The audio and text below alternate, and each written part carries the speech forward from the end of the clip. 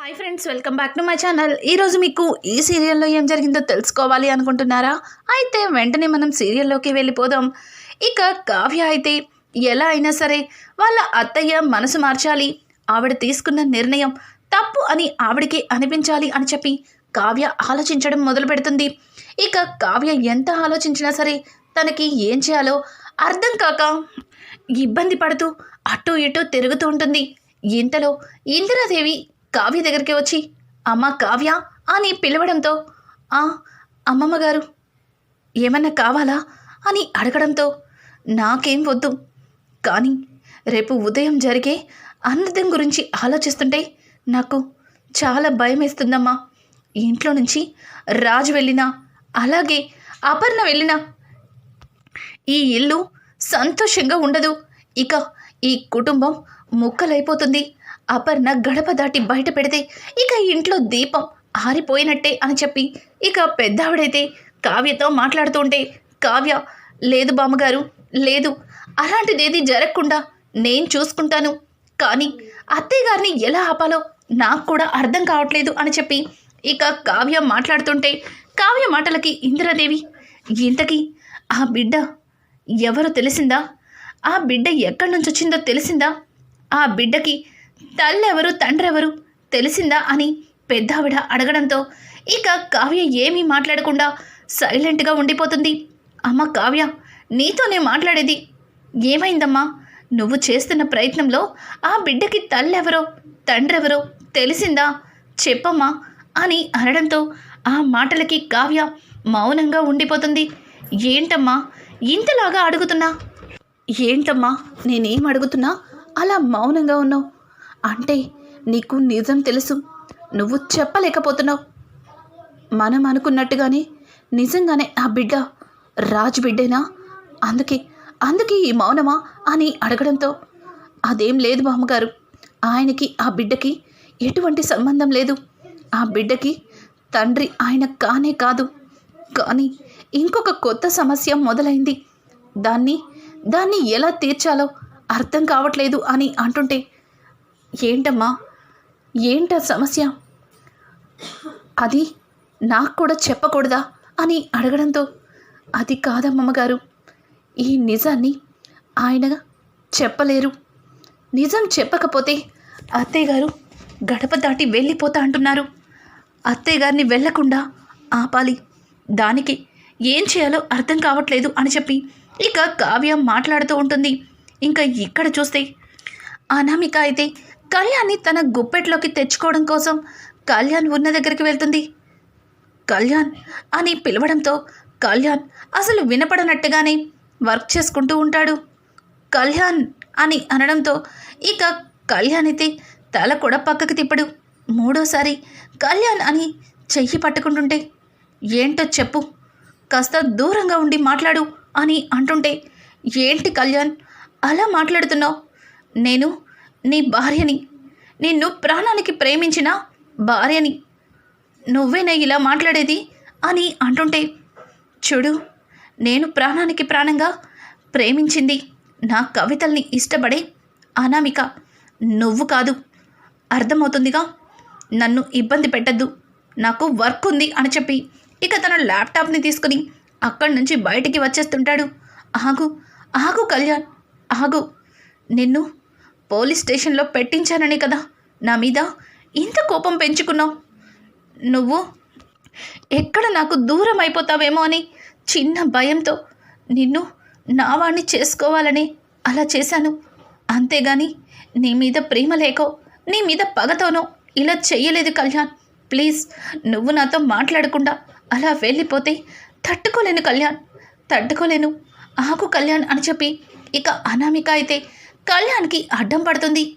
సరేలే పక్కకి జరుగు, నాకు చాలా పనుంది. అన్నయ్య కూడా ఆఫీస్కి రావట్లేదు.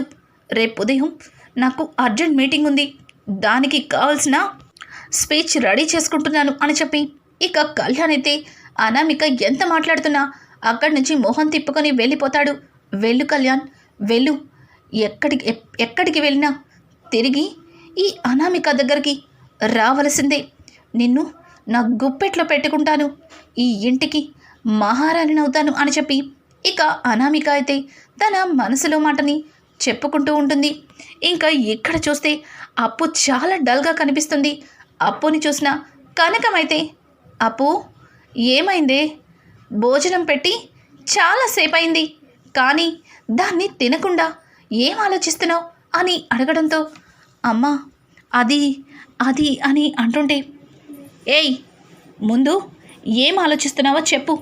భోజనం పెట్టి ఇంతసేపు అయినా సరే తినకుండా అంత పరధ్యానంగా ఉన్నావంటే ఖచ్చితంగా ఏదో దాచిపెడుతున్నావు నా దగ్గర. ముందు ఏం దాస్తున్నావో చెప్పు అని అడగడంతో, అమ్మా అదే బావ ఒక బాబుని తీసుకొచ్చారు కదా, ఆ బావకి పుట్టిన బాబు కాదు. పైగా ఆ బాబుకిను మన కావ్యక్క మగుడికి ఎటువంటి సంబంధం లేదు అని అంటుంటే, సంబంధం లేదనే కదా కావ్య కూడా నమ్ముతుంది. కానీ ఆ బిడ్డని రాజ్ ఎందుకు తీసుకొచ్చాడో నాకిప్పటికీ అర్థం కావట్లేదు. పైగా ఆ బిడ్డని తన బిడ్డగా ఎందుకు అందరికీ పరిచయం చేశాడో కూడా తెలియటం లేదు అని చెప్పి ఇక కనకం మాట్లాడుతుంటే, కనకం మాటలకి, బావా తప్పనిసరి పరిస్థితిలో ఆ బిడ్డని తన బిడ్డగా పరిచయం చేశారు. బావ పాపం చాలా బాధల్లో ఉన్నారు. తన కుటుంబ గౌరవ మర్యాదల్ని కాపాడుకోవడం కోసం తను ఎన్నేసి మాటలు పడుతున్నాడో అని చెప్పి ఇక అప్పు చాలా బాధపడుతుంది. సై ఏంటి ఈరోజు కొత్తగా మాట్లాడుతున్నావు? అంత నిజం నీకు తెలిసినట్టుగా మాట్లాడుతున్నావు అంటే ఆ బిడ్డ ఎవరో నీకు తెలుసా అని అడగడంతో, లేదు లేదు నాకేం తెలీదు అని చెప్పి అప్పు తడబడుతుంటే, ఆపవే ఆపు, నీ తడబాటే చెప్తుంది. ఆ బిడ్డకి తల్లి ఎవరో నీకు తెలుసు, ముందు నిజం చెప్పు అని అనడంతో, అమ్మ ఆ బిడ్డ తల్లి పేరు మాయ. పైగా ఆవిడ బావని బెదిరించి మరి బిడ్డని చేతికిచ్చింది అని అంటుంటే, ఎవరితే ఆ మాయ? ఇప్పుడే దాన్ని తుప్పు వదిలిస్తాను అని చెప్పి వెంటనే కనకం లేచి చీర బిగిస్తుంది. అమ్మ ఆవేశపడకు, ఆ మాయ ఎవరో ఎక్కడ ఉంటుందో నాకు కూడా తెలీదు, కానీ దీన్నంతటికీ కారణం కావ్యక్క వాళ్ళ మామగారే అని అంటుంటే, ఏంటే ఏం మాట్లాడుతున్నావు? కావ్యక్క మామగారే దీనికి కారణమా? అంటే ఆ బిడ్డకి తండ్రి ఆయనేనా అని అడగడంతో, అవునమ్మా ఆయనే ఆ బిడ్డకి తండ్రి, కావ్యక్క మామగారే. కానీ ఆయన ఈ పనిని కావాలని చెయ్యలేదు. ఏదో అనుకోని పరిస్థితుల్లో తప్పు జరిగింది. ఆ తప్పుకి ప్రతిఫలమే ఆ బిడ్డ అని అంటుంటే, ఏం మాట్లాడుతున్నావు అప్పు? తప్పు చేయకుండా ఎవరు ఇలా పిల్లల్ని కనేరు.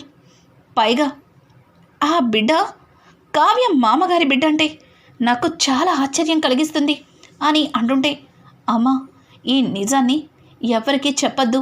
కావ్యక్క నా దగ్గర మాట తీసుకుంది, కానీ తల్లివని నా మనసులో బాధని నీకు చెప్పాను అని చెప్పి అప్పు ఇక కనకంతో చెప్పడంతో ఇక కనకం ఆలోచిస్తుంటుంది.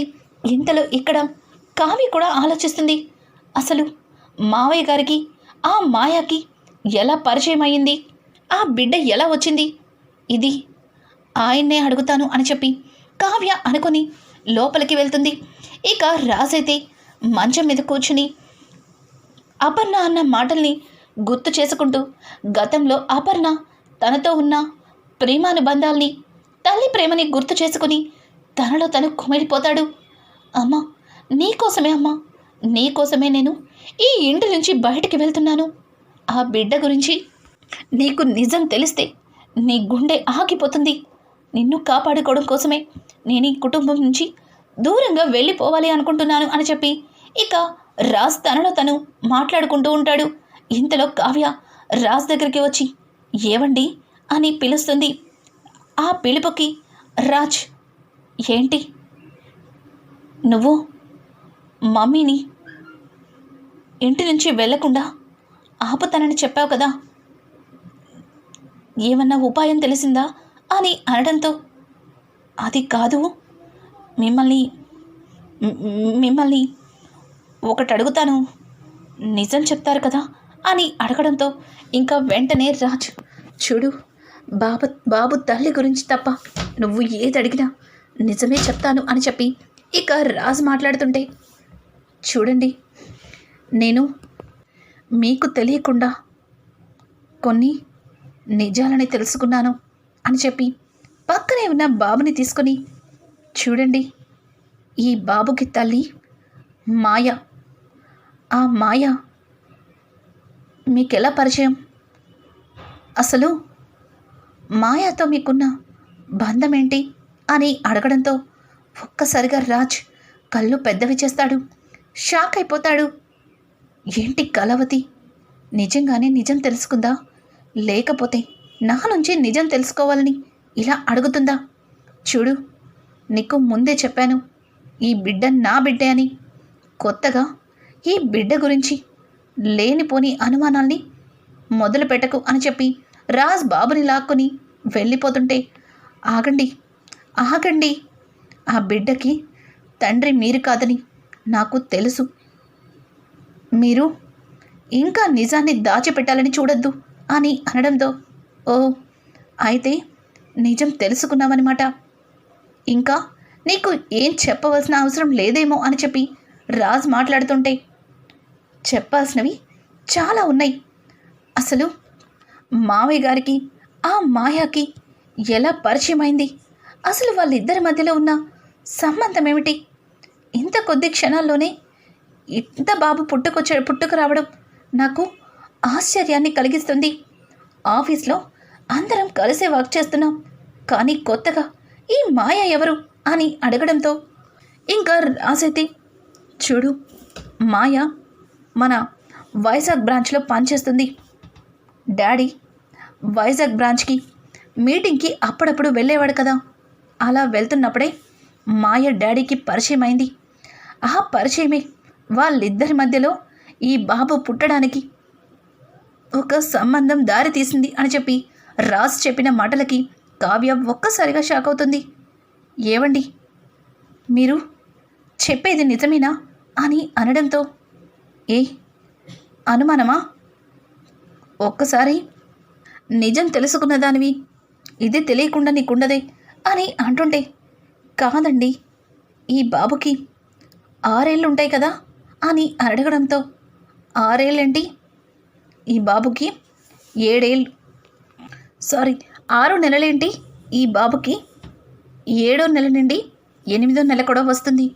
అయినా ఇప్పుడు వీడి వయసు గురించి నీకెందుకు అని అడగడంతో, అది కాదండి, వీడికి 8 నెలలు, కానీ వైజాగ్ బ్రాంచ్ ఓపెన్ చేసింది మనం 6 నెలల క్రితమే, ఒక్కసారి ఆలోచించండి అని చెప్పడంతో ఒక్కసారిగా కావ్య మాటలకి రాజ్ ఆశ్చర్యంగా కావ్య వైపు చూస్తాడు. అవును, నిజమే, నువ్వు చెప్పింది కూడా నిజమే. మనం వైజాగ్ బ్రాంచ్ ఓపెన్ చేసి 6 నెలలే అయింది. మరి 8 నెలల బాబు ఎలా పుట్టుకొస్తాడు? బ్రాంచ్ ఓపెన్ చేసిన తర్వాతే కదా డాడీ అక్కడికి మీటింగ్కి వెళ్ళాడు అని అనడంతో, అవును, మీరు ఇదిలా ఆలోచించలేకపోయారు అని అడగడంతో, నిజమే, ఈ బాబు డాడీకి పుట్టిన బాబు అని చెప్పేసరికి ఎక్కడ లేని కంగారు వచ్చింది. అసలు ఏ ఆలోచన కూడా తట్టలేదు. నువ్వు చెప్పింది ఆలోచిస్తుంటే ఇదంతా కావాలని ఆడుతున్న నాటకంలా ఉంది అని రాజ్ మాట్లాడడంతో ఇక కావ్య వెంటనే, అవునండి, అవును, ఇంకా మీకు తెలియలేదా, అర్థం కాలేదా? తనెవరో కావాలని బాబుని అడ్డం పెట్టుకుని మన ఆస్తిని తీసుకోవడానికి చూస్తుంది. తను కావాలని బాబుని అడ్డం పెట్టుకుని నాటకాలు ఆడుతుంది అని చెప్పడంతో ఇక రాజైతే, మన దగ్గర ఏ ఎవిడెన్స్ లేకుండా ఎలా మాట్లాడతాం? అసలు డాడీకి తనకి మధ్యలో ఏమీ జరగలేదని మనం ఎలా చెప్తాం? డాడీని మా ఇద్దరి మధ్యలో తప్పు జరిగిందని నాతోనే చెప్పారు అని అనడంతో, లేదండి, లేదు, ఆ రోజు అక్కడ వైజాగ్ హోటల్లో ఏం జరిగిందో ముందు అది తెలుసుకోవాలి. ఆ తరువాత ఈ మాయ ఆడుతున్న నాటకాన్ని బయట పెట్టచ్చు అని అనడంతో ఇక రాజైతే ఆనందంలో కావ్యని గట్టిగా హక్ చేసుకుంటాడు. ఒక్కసారిగా కావ్యకి ఏమీ అర్థం కాదు. ఇక ఉదయాన్నే రాజ్ తన లగేజీ తీసుకుని బయటకైతే వెళ్ళిపోదామని నిర్ణయించుకుంటాడు. ఎందుకంటే ఏది తెలియకుండా ఇంట్లో ఎవరికి ఏమీ చెప్పలేను కాబట్టి ఇంటి నుంచి బయటికి వెళ్ళిపోవాలని రాజ్ నిర్ణయం తీసుకుంటాడు. ఇక అపర్ణ అయితే రాజ్ని చూసి, ఓ ఇంటి నుంచి వెళ్ళిపోవాలని నిర్ణయం తీసేసుకున్నావన్నమాట. అయితే నా నిర్ణయం కూడా వినండి. నా వల్ల ఎవరు ఈ గడప దాటి వెళ్ళనవసరం లేదు. నేనే ఈ కుటుంబాన్ని అలాగే ఈ ఇంటిని వదిలి వెళ్ళిపోతాను అని చెప్పి అపర్ణ తన లగేజీ బ్యాగ్ని తీసుకుని బయటకైతే వెళ్తుంటుంది. ఇంతలో సుభాష్, ఆగు ఆగు రుద్రాణి, సారీ ఆగు అపర్ణ, నువ్వు ఏ నిజమైతే తెలియక ఈరోజు గడప దాటుతున్నావో ఆ నిజం నీకు తెలియాలి. నీతో పాటు ఈ కుటుంబంలో అందరికీ తెలియాలి అని అనడంతో ఇక వెంటనే అపర్ణ, ఏంటండి ఏం మాట్లాడుతున్నారు? అంటే మీకు ఎన్ని రోజులు నిజం తెలిసినా నా దగ్గర నోరు విప్పలేదా అని అడగడంతో, అది కాదు అపర్ణ, నేను చెప్పేది విను అని చెప్పి ఇక రాజ్ బిడ్డకి తనే తండ్రి అని చెప్పి గొంతు చించుకొని గట్టిగా అరుస్తాడు. ఇంకా వెంటనే రుద్రాణి అయితే, అన్నయ్య నీకేమన్నా పిచ్చి పట్టిందా? నీ వయసేంటి? ఆ బిడ్డని నువ్వు కనడమేంటి? కొడుకుని కాపాడడం కోసం, కొడుకు ఇంటి నుంచి వెళ్లకుండా ఉండడం కోసం అంత పెద్ద అభాండాన్ని నీ నెత్తిన వేసుకుంటున్నావు. అసలు నువ్వేం మాట్లాడుతున్నావో కాస్తైనా ఆలోచించావా అని అడగడంతో, లేదు, మీరు నమ్మినా నమ్మకపోయినా అది నిజం.